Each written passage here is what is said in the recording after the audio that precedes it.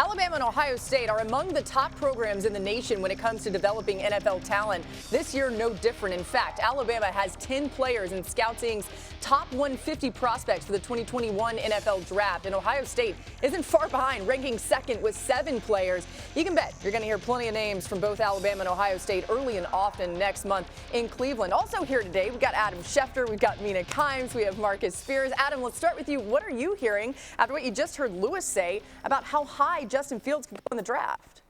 Laura, it's always all about the quarterbacks. And, of course, when these pro days happen, they take on an added significance because of the fact that there's no combine this year. So teams really can't see these quarterbacks up close and in person in Indianapolis in February. Now they have to go to their pro days in March. And I think Justin Fields impressed today, impressed the NFL world. A lot of personnel on hand to watch him. A lot of people on hand to watch Mac Jones as well.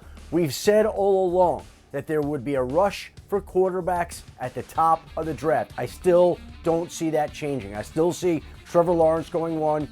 We see Zach Wilson going 2 to the Jets. We see potentially Mac Jones going 3. And Justin Fields and Trey Lance are going to be square in that conversation to try to change the 49ers' minds over the next month and to tempt the Falcons enough at 4 and to tempt the other teams that haven't landed a quarterback this offseason, like the Carolina Panthers, like the Denver Broncos, like some other teams that have quarterback questions, to potentially move up in the draft. And again, there's that rush on the quarterbacks who will be in demand next month. Yeah, it's fascinating to think about how much this could actually change even more. We already saw a big blockbuster deal happen on Friday, but this thing's only beginning. And Marcus, you just heard Adam lay it out, how maybe those top 3, those top 4 look. There's seemingly this narrative ever since the 49ers traded all the way up to 3, as Adam reported, to that Justin Fields' stock is falling in some way. What do you think is going on there? He definitely performed well today, so what's happening with Justin Fields?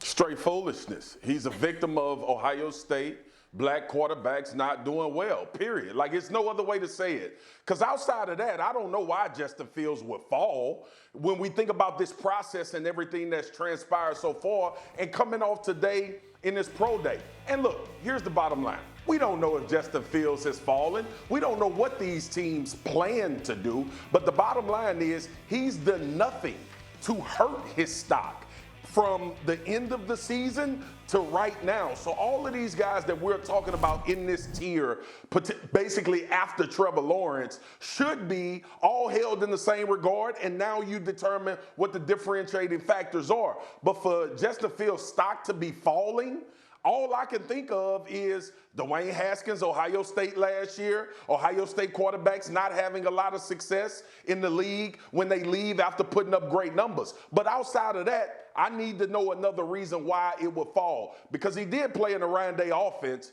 From last time I heard and talking to coaches, is a very process-oriented offense where you do have to go to first, second, and third reads and then use your legs and athleticism. So I'm just waiting for somebody to tell me, outside of that, I don't know how he's fallen, and we are getting to this point still a month out from the NFL draft.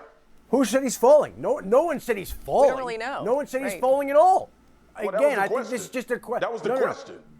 Yeah, I don't think he's falling at all. I think the question is, I think teams really have fallen for Trevor Lawrence at 1. That's always the case. Zach Wilson's risen up the boards. People love him. And the 49ers really like Mac Jones, who's in strong consideration. Nobody's ever said anything about Justin Fields' stock falling or Trey Lance's stock falling. There's 5 quarterbacks. They're all going to be high picks. Right. It's just a question of what quarterback you prefer for your team, your system, your offense. Well, the reality is going into this season, we were thinking of Justin Fields as being in the conversation for the number 1 overall pick. And now we are hearing 4, 5, potentially behind Mac Jones. And I think it does raise questions. Why? What are these teams not seeing in him? Because what I saw for 2 years is a quarterback who shredded top defenses, notably better defenses than any other quarterback in this class. Like, if you look at the advanced metrics, these are from our Bill Connolly, the rankings of the average defense these quarterbacks played. Justin Fields by far played the toughest slate of schedules. Now, I do think there's something to the fact that he did struggle against Indiana, Northwestern, and I've heard the criticism that at times he held on to the ball too long, but that's because he was big game hunting, which, by the way, is another reason why anyone who uses Justin Fields and Dwayne Haskins in the same sentence has not watched this quarterback play football. He is aggressive, he is fast, as we saw today, he is accurate at all 3 levels. To me, any team that passes on him, like if he falls, we are overthinking this. And that potentially you could see a team, if he does go later than some of the other quarterbacks, get a massive bargain in this kid. Yeah, really fast, Marcus, because I want to get you back in here. We're actually going to have Louis Riddick give a little more context to why Ryan Day thought that Justin Fields struggled in those games that Mina mentioned a little later on in the show. But the athleticism that he presents, I mean, yes, we've seen the way he can throw the football, but why is that such a key in why you think Fields should be looked at a little bit higher in this draft? Look, I'm very common sense. Mina brings the receipts. She's my receipt carrier when I need proof and evidence of my common sense takes. Do you see these times these defenders running in college? Did you watch Aaron Donald rush the passer and Leonard Floyd and T.J. Watt? Did you see the guys that had to go above and beyond to win those games? Did we not watch Lamar Jackson against the Cleveland Browns with Myles Garrett and that defensive outfit? That's why we're talking about athleticism. It ain't foreign. We ain't saying quarterbacks can't play in the NFL if they don't have crazy amounts of athleticism and talent. We know guys can navigate the pocket, buy themselves time, and do all of that. But having that type of athleticism affords you the ability to go above the X's and O's, just like Justin Herbert did this year, and it gives you an advantage in this league. Yeah, well, at the end of the day, we're now less than a month away from the draft. Thank you for watching ESPN on YouTube. For live streaming sports and premium content, subscribe to ESPN+.